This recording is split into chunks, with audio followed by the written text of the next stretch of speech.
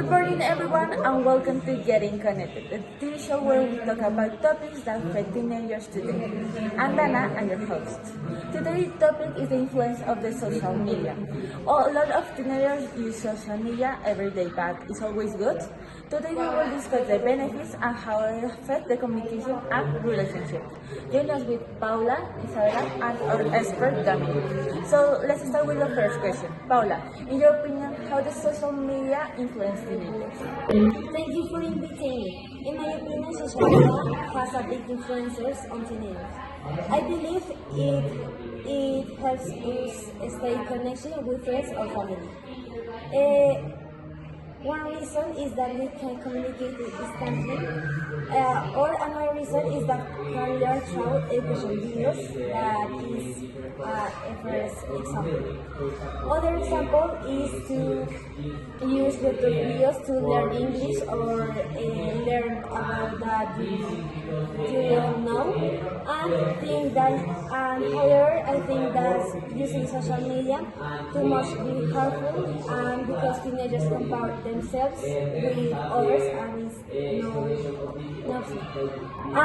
it's and my question for Isabella is, do you think that social media affects communication skills? Yes, I do. First, I agree with you because I think that social media helps people communicate and keep us connected. But I disagree because sometimes teenagers spend too much time on their cell phones. One reason is that they become dependent on their phones and they communicate less in person. For example, using their cell phones in family dinners instead of talking. So I think that social media affects communication skills because people have less human interactions and face-to-face conversations. And my question for Dominic is, how much time should teenagers spend online? So, for your question, according to many experts, teenagers should balance their online and offline activities. In my opinion, social media is a useful tool if we use it responsibly. I think it helps students learn and communicate with others. One reason is that it gives access to education information. Another reason is that students can work together using online platforms. For example, many students use WhatsApp groups or Google Classroom to share homework and prepare for exams. To answer your question, experts recommend spending about 2 hours a day on social media for entertainment and using the rest of the time for studying, researching, and spending time with family. Now I have a question for Paula, and it's, what do you think is the biggest risk of social media?